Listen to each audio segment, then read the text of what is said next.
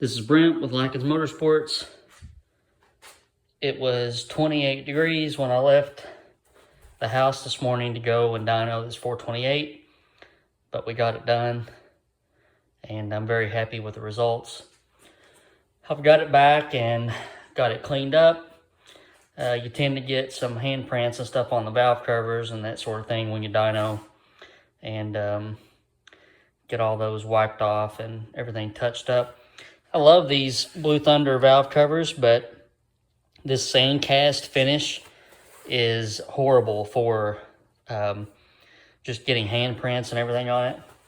Luckily, it cleans up with some lacquer thinner on a rag, but this is what we're looking at, and goal is to ship this one to Wisconsin for Mr. Dan next week.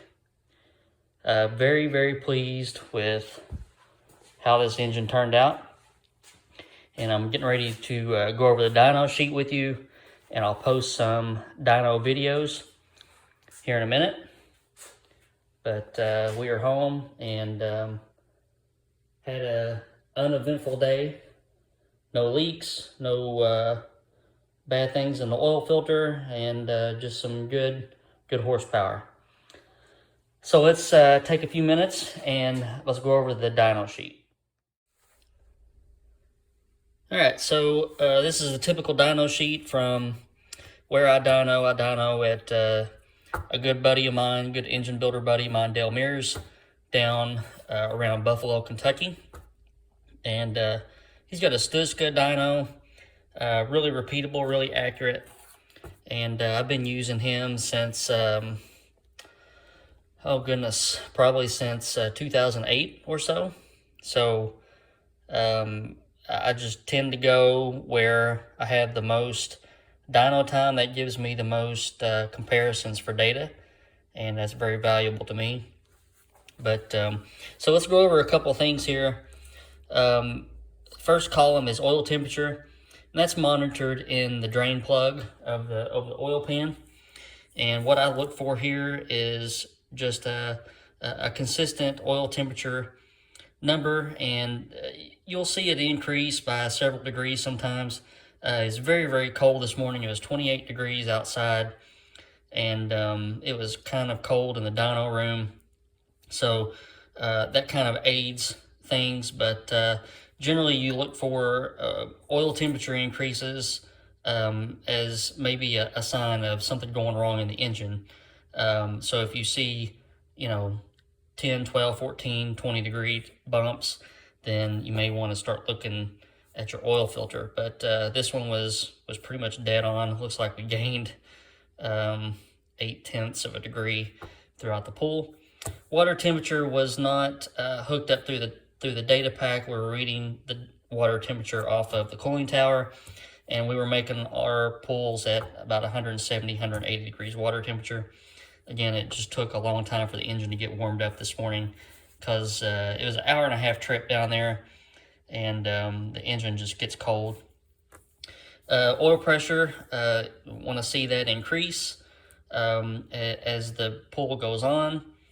Air-fuel ratios, 12.5, 13-ish is where I generally like to look for air-fuel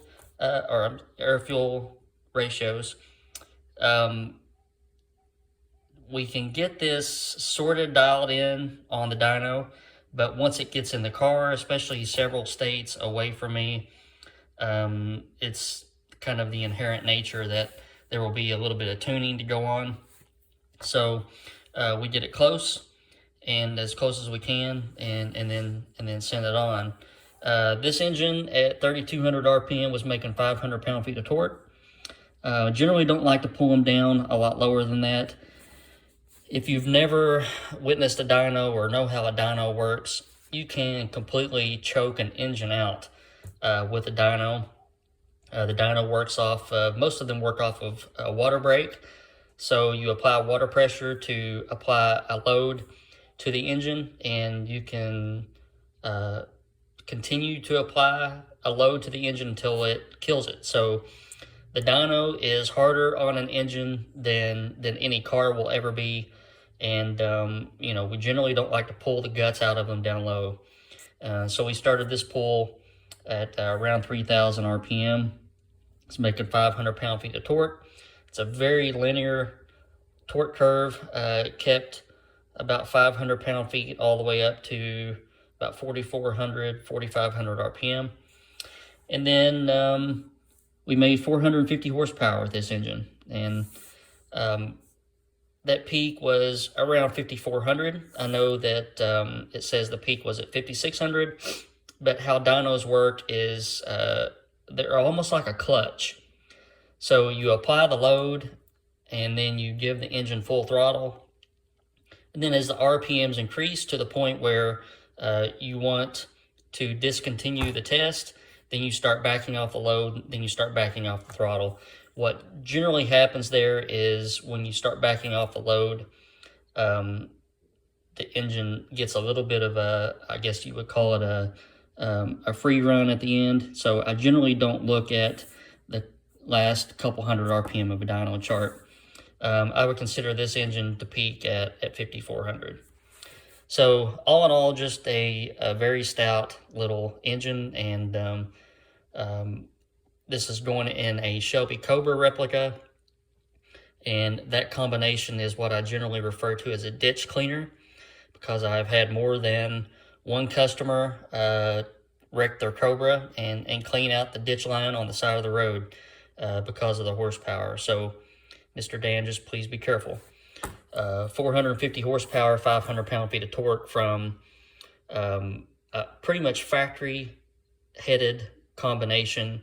This engine externally looks like it came out of 1966, 1967, and it's just got some modern internals to bump the horsepower way up. So very, very pleased, and we'll get this thing crated up and shipped out next week.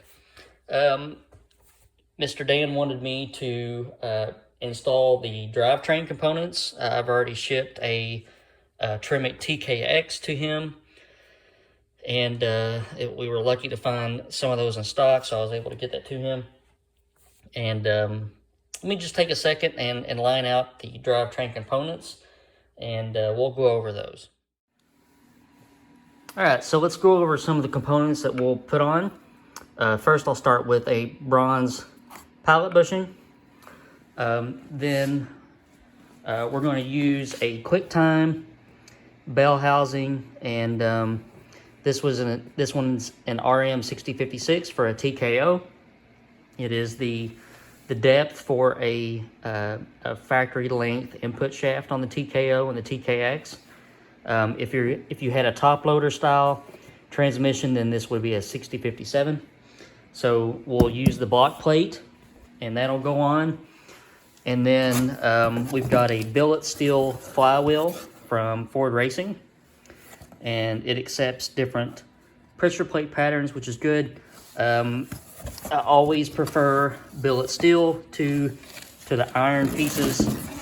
You just never know when you're going to get a nice crack in cast iron, and then they have a bad habit of exploding. So that's our flywheel. I went to McLeod for the clutch kit. We're using a 360-850. This is an 11-inch diaphragm with an 11-inch long pattern. This is just a 2,400 pound pressure plate, light on your clutch foot, but in combination with this 500 series disc, you'll get about 525 horsepower's worth of clutch capability. So we are well above what this engine made. This is a performance disc, 500 series, so it's organic on one side and has a centered material on the other side for a little bit of extra grip. 1/8 by 26 to fit our TKX transmission. And his Cobra is going to use a hydraulic throttle bearing. So we've got this one that slips on to the input shaft bearing retainer on the transmission, and he will hook that up to his master cylinder. So let's get started. Oh, and we have some ARP flywheel bolts. And ARP is out of pressure plate bolts for the Ford for who knows how long. So we've got these nice Mr. Gasket pressure plate bolts to go with our pressure plate. All right, let's get started.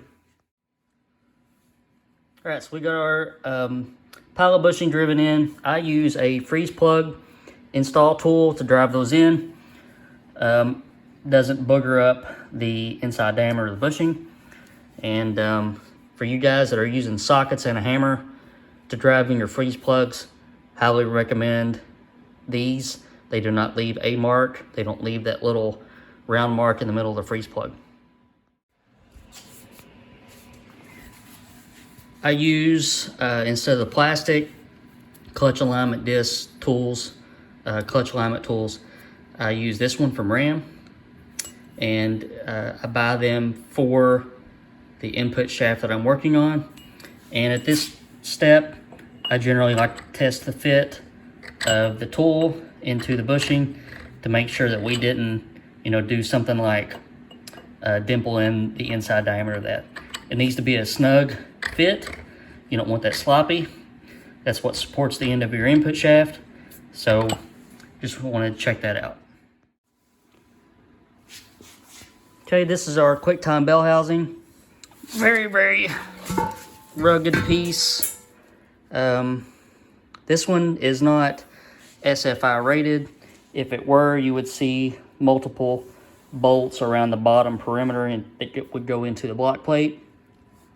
I generally do not do SFI bell housings with Cobras because you have limited amount of ground clearance as it is, so you don't want an extra inch or so hanging down below that.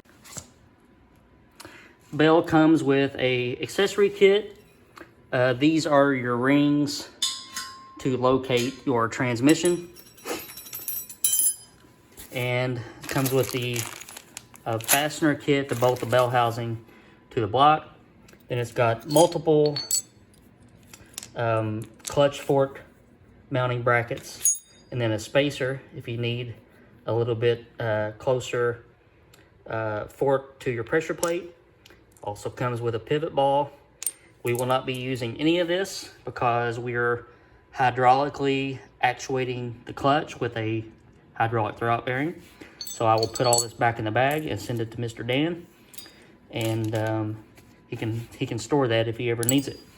So I will not dial in the bell housing on the video. That's just a lot of it's a lot of work to check it, and I don't want to take my concentration off of doing that to video, so I will skip it on camera and show the results of it.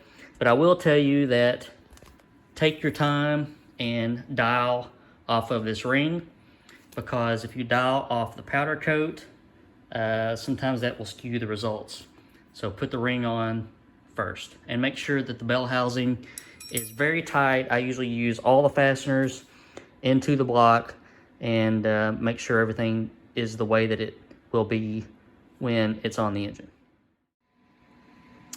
So we have our block plate on, and obviously that has to go on before the flywheel. The block plate has the holes for your gallery plugs, which is really nice. And I'm going to bolt the flywheel on and then set my dial indicator with a magnetic base on that so we can dial in the bell housing. But I'm going to use these ARP flywheel bolts, and just want to take caution. Some flywheels are thin and the bolt sticks through, and I've seen many a guy ruin the thrust bearing because this hits the cap. So check that clearance before you do anything. ARP says to torque these at 75 pound-feet with some blue Loctite on the threads and a little bit of ARP lube under the head.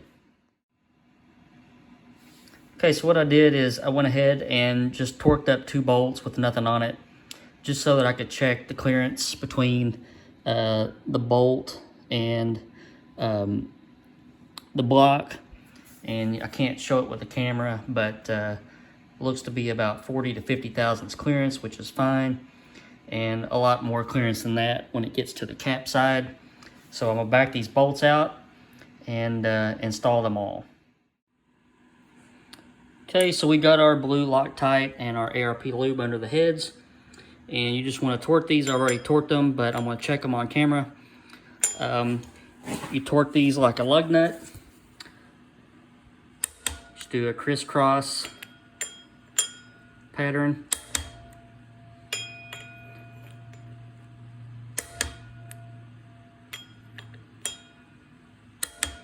And you can hear my torque wrench clicking. That's all there is to it. So next step is to, I'm gonna go back through and roll the engine over and just check our clearance once again, just to make sure that none of the bolts hit on the block. And then we're gonna get our bell housing mounted and our dial indicator mounted. All right, so just finished up dialing the bell in.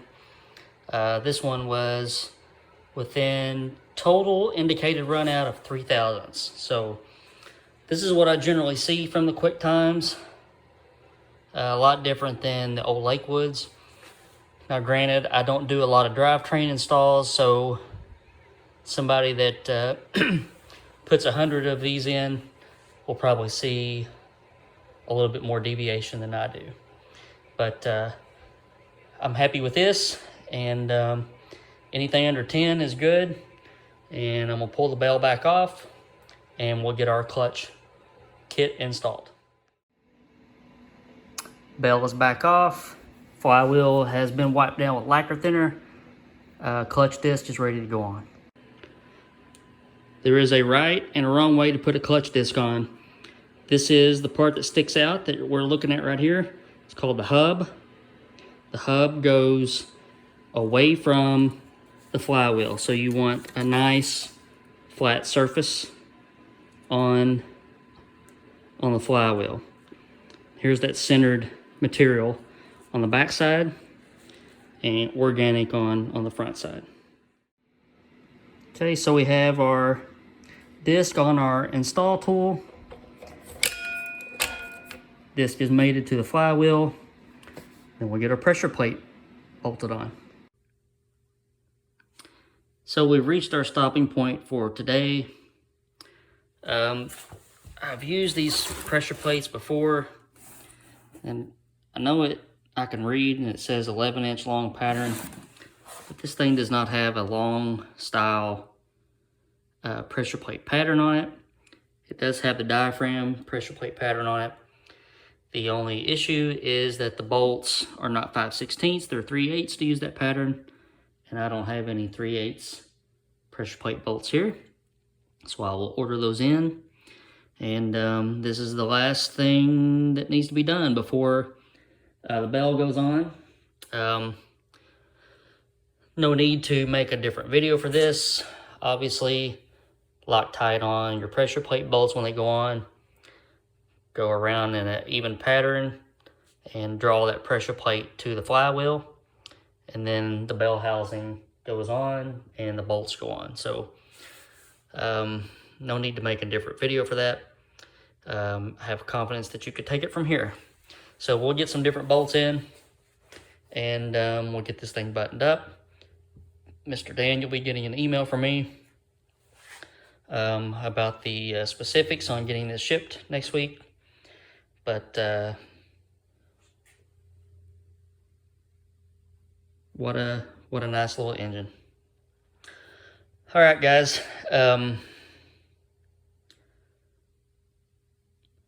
Have some, I got a few really nice small block Fords coming up, and my Pontiac dyno mule has kind of went on the back burner. I found some parts and a block laying around for a small block Ford dyno mule, so stay tuned for details on that. It's going to be a screamer, and you know how I like those high RPM engines, but keep that in your back pocket so that you'll be watching for that later. And if you're new to the channel, please hit subscribe so you can see all the cool videos we got going on. I am a Ford engine builder, so you will see all kinds of FEs and small block Fords and Clevelands and all kinds of stuff roll through here. So if you are currently a subscriber, thank you. Hit that like button, and we'll have probably a video for you next week. So have a good weekend, and I'll talk to you soon.